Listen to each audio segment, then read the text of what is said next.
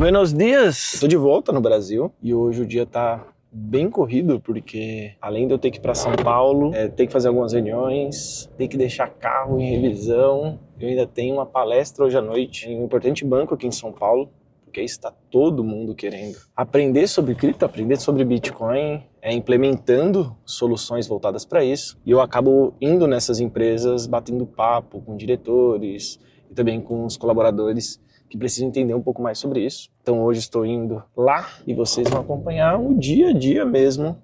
Vocês acompanharam o último vlog, foi de trabalho, mas foi em evento. Mas esse é um dia clássico meu. E a gente tá indo pro primeiro compromisso do dia. Na verdade, primeiro não, né? Porque o primeiro é deixar as crianças na escola. Já foi feito toda a rotina da manhã, café da manhã, deixar as crianças na escola. Já fui cortar cabelo e agora indo pra academia. E aí volto pra casa, tomo um banho e me arrumo pra ir pra São Paulo.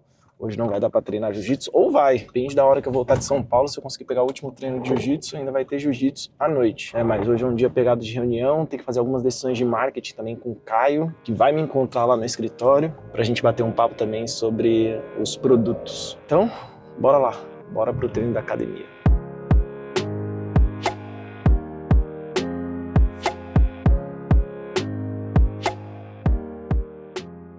Hoje é treininho de perna. Treininho de perna e o que mais? E cardio. Eu tava treinando enquanto eu tava viajando, mas não eram meus treinos fixos e pesados. Tava treinando mais pra só me manter ativo. Aí semana passada eu voltei do jiu-jitsu. Ontem eu tomei umas belas surras no jiu-jitsu. E esse joelho aqui tá aguentando por enquanto. Bora fazer os alongamentos necessários.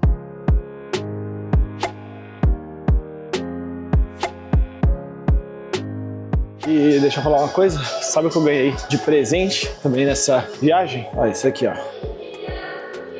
Eu saí aqui do Brasil com 82 quilos. Eu ganhei 10 quilos em pouco menos de 2 meses. Agora é voltar pro ritmo. Porque nessa de comer muito ruim, acabou me ferrando muito mesmo. Mas nada que um mesinho a gente não volte ao normal. Camisetinha do Coin Times aqui, ó.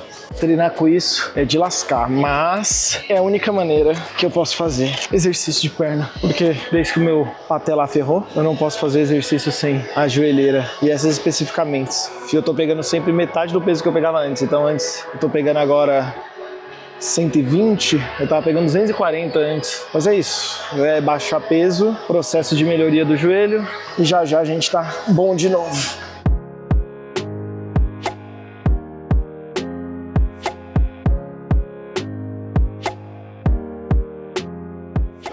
A volta da rotina é desafiadora, viu? Rapaz, eu não tô nem na metade do treino e já tô morto. Ontem no jiu-jitsu foi a mesma coisa. O aquecimento me matou.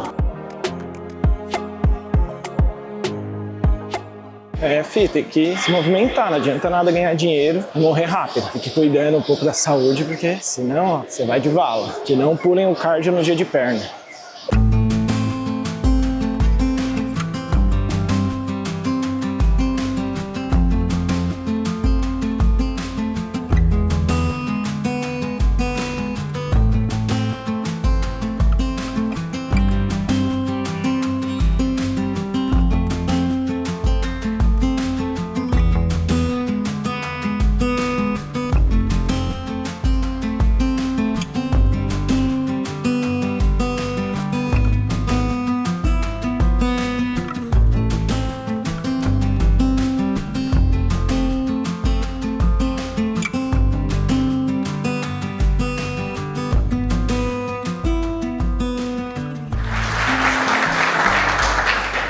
Acabamos agora o painel e foi muito bom. É bom estar falando para os bancões, para a galera que por muito tempo não gostou de cripto e agora está gostando, e tá legal trazer eles para próximo, para perto e fazer o negócio acontecer.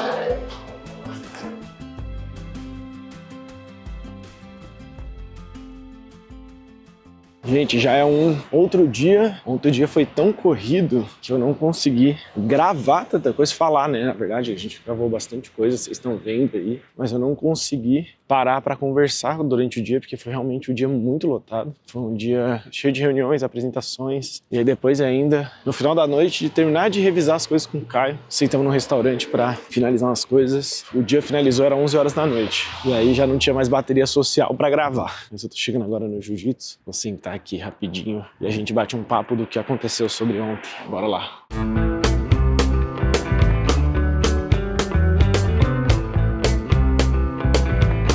Pronto, treino feito, e agora eu posso contar um pouquinho para vocês como foi o dia de ontem. Porque, como eu falei, foi muito rápido, teve muitas coisas, muitas reuniões, muitos encontros, e não consegui ficar parando e gravando.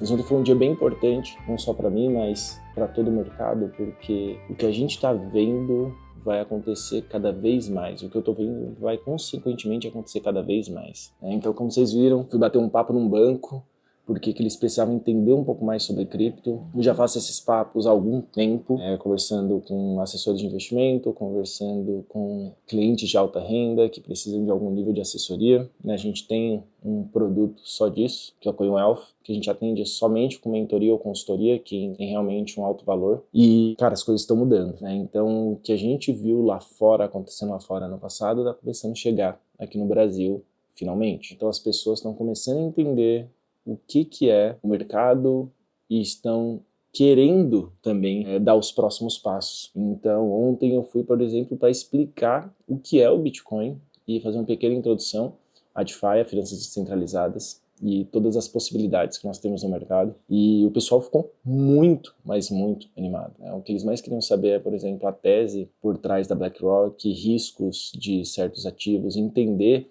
a diferença do Bitcoin para as outras criptomoedas, o que é muito bom, porque o que vai acontecer cada vez mais é que esses caras vão começar a recomendar Bitcoin para os seus clientes do mesmo jeito que a BlackRock fez, Vanguard fez, Fidelity fez, e agora a gente está vendo esse comportamento aqui no Brasil. E essas pessoas vão precisar de ajuda para entender tudo do mercado, tanto que eu finalizei o bate-papo com a frase: todo mundo nos próximos anos vai falar de cripto, e você vai precisar entender e dar suporte para essas pessoas. E isso vai ser cada vez mais comum, porque todo mundo está usando, Eu levei vários dados, por exemplo, dessa última pesquisa que saiu da Paradigma. Se vocês quiserem ler, eu vou deixar aqui na descrição, mas ela está aparecendo aqui do lado.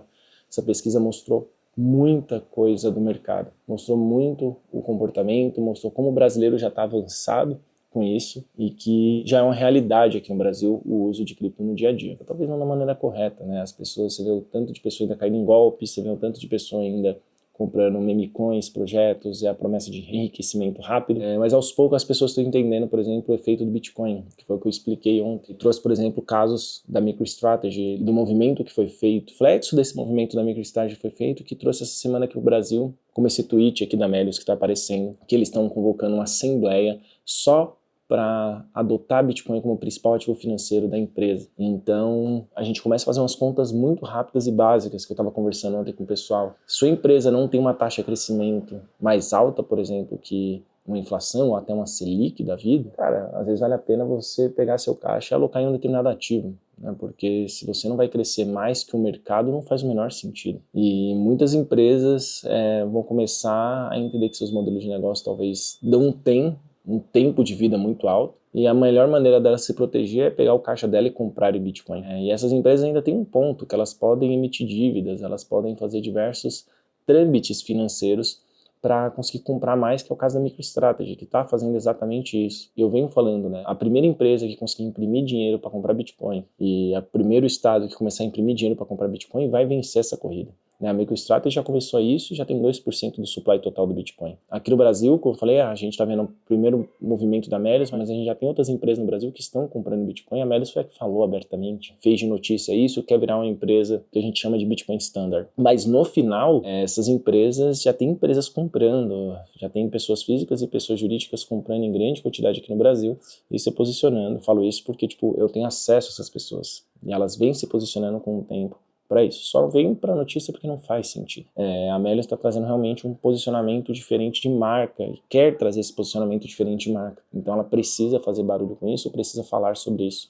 Mas já tem muita gente fazendo esse tipo de movimento, não para virar uma empresa Bitcoin Standard, mas para compra de Bitcoin ativa, recorrente, dentro do seu caixa. Então, cara, isso é muito, mas muito diferente de tudo que a gente viu. Tanto que o que essas empresas estão olhando é exatamente a quantidade de Bitcoin por ação. Eu não acho que faça sentido investir nessas empresas para que você tenha exposição ao Bitcoin, mas, porque aí você está investindo em Bitcoin indiretamente, e é muito mais fácil você comprar Bitcoin, fazer a sua própria custódia, guardar. Essa conversa a gente já teve várias vezes, mas essas empresas, no caso, para o acionista, faz muito sentido, para a pessoa que está no mercado tradicional, talvez faça muito sentido, porque aí realmente a gente vai ver esse crescimento da empresa. Olha, por exemplo, esse outro gráfico que está aparecendo aqui da MicroStrategy. Olha o efeito da adoção de Bitcoin para ela, assim, ó. A gente vê o 2.000% de crescimento em pouquíssimo tempo. E hoje eles têm 2% do supply total do Bitcoin. Então, cada vez mais a gente vai ver esse movimento, cada vez mais pessoas físicas e jurídicas estão tendo acesso e estão entendendo isso. E agora a gente tem batalhões de assessores de investimentos começando a recomendar o ativo.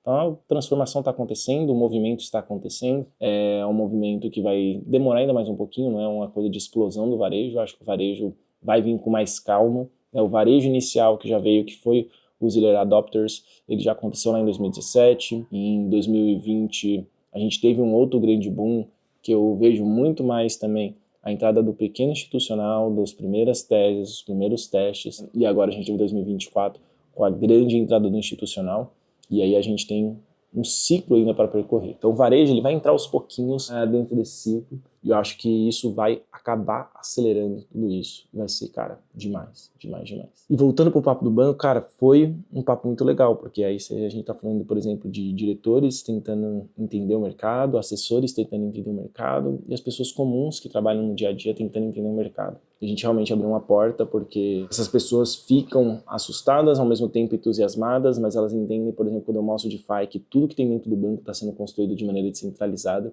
e as pessoas ficam, nossa, eu não acredito que isso está acontecendo. Então o banco vai acabar? Não necessariamente. Talvez o banco vai começar a utilizar essas estruturas descentralizadas para entregar melhores produtos para os seus clientes. Talvez, a gente não sabe como que isso vai se comportar. Mas é um pouco da minha leitura, um pouco do que eu entendo e vendo o que está acontecendo agora. Mas, cara, foi uma porta que foi aberta, que a gente vai abrir em outros bancos, a gente vai abrir com outras pessoas, porque todo mundo precisa disso, precisa entender, e o momento é agora. Como eu falei, as primeiras empresas e estados que começarem a imprimir dinheiro para comprar Bitcoin vai vencer essa corrida. E no fim, vocês acompanharam 24 horas do meu dia. Eu comecei a gravar ontem exatamente esse horário, quando eu estava indo para academia. E agora, 8h45, foi 24 horas de correria. Acho que a única parte que eu não gravei foi a das crianças e a rotina aqui de casa. Deu para acompanhar um pouquinho de como é a vida e a correria do dia a dia de alguém que está empreendendo no mercado cripto, que vive no mercado,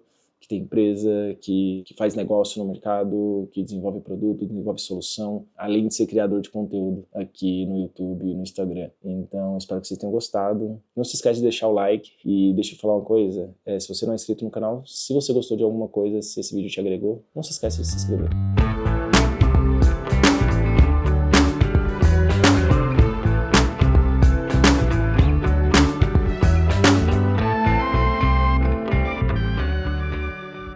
E eu saí direto lá da palestra e vim direto viajar e trazer as crianças para aproveitar um pouco no meio do mato, que esse é o tipo de viagem que agora que eu gosto. A Europa foi maravilhosa, mas, cara, não tem nada melhor do que voltar pro Brasil e pro meio do mato. Né, bebê? Aqui um dos babies está aqui. Vem aqui com o papai. Vamos pegar uma trilhazinha agora, achar uma cachoeira. A gente tá no meio de Minas Gerais, gente. Meio de Minas Gerais. E de verdade, olha isso. Tem nada melhor do que tá aqui no meio do mato. Já viu a cachoeira, papai? Não. Vai ser a primeira vez? Sim. Então vai fazer trilha também, hein? Boa! Isso que eu queria. Isso que você queria? Isso que eu queria. Então bora lá. E que é papai? Quem que é esse aqui? É o cachorrinho? Cachorrinho. E ele é o quê? Cachorrinho fofinho. E aí, você tá pronta pra nossa aventura? Sim. A gente vai lá no meio da montanha, sabia? Sim. Espera o pai, fi. Você conhece aqui a trilha? Quanta trilha a gente vai fazer? Olha, boa pergunta.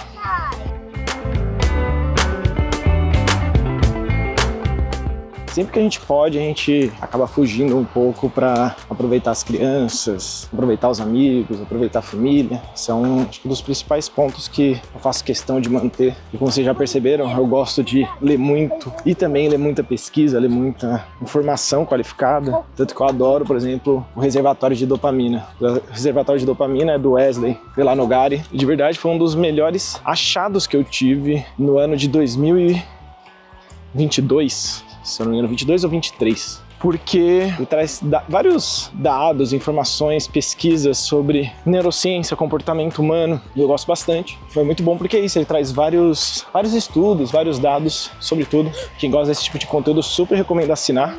não é caro e ele vai atuar quase como um Netflix para você, mas cara, com conteúdo muito, mas muito qualificado. E tem algumas pesquisas que falam sobre como isso equilibra o nosso cérebro, o nosso organismo também. Falo quão importante, às vezes a gente acaba abdicando, acaba trabalhando muito, ou ficando muito sozinho, que está cada vez mais comum, né? As pessoas se afastarem por conta do ambiente digital, acabam não se reunindo com os amigos, com a família, né, para aproveitar momentos. E a gente também viu isso no livro, eu falo a gente, eu e minha esposa, né? A gente viu isso no livro do Crianças Dinamarquesas, o quão importante é você expor seus filhos a esses momentos e também criar o que eles chamam de hug, né? Vou deixar aqui a palavra certa, que é uma palavra dinamarquesa, que significa exatamente esse momento onde você reúne todo mundo, reúne a família, reúne amigos, para jogar, para se divertir, para dar risada, viver momentos bons. Então, sempre que a gente pode, a gente tenta aplicar tudo isso que a gente está aprendendo, lendo e consumindo conteúdo, principalmente para as crianças. Então, sempre que a gente pode, a gente traz esse momento para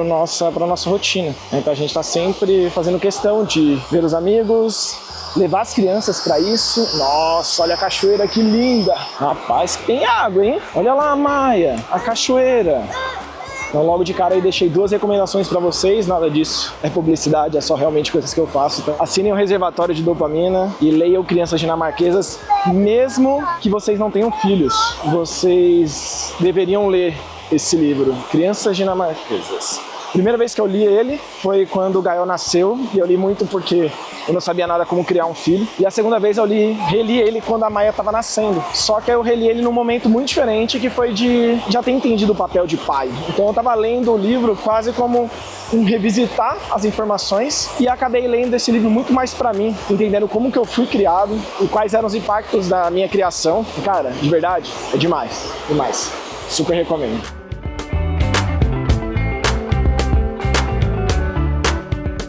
Não sei se vocês perceberam, a gente tá gravando agora com o Osmo Pocket. Cara, muito melhor a gravação, né? Pelo menos eu tô percebendo aqui que é muito melhor. Não sei se vocês perceberam uma melhoria, mas era impossível, por exemplo, fazer essa trilha aqui, gravar isso aqui com vocês, sem estar com essa câmerazinha aqui.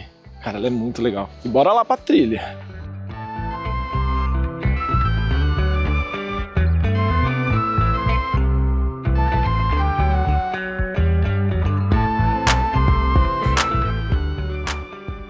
Zero a 10, quão gostosa tava a água? 7. 7? Ah, então dá pra gente voltar, hein? Não, tava 6. 6 já não dá pra voltar tanto.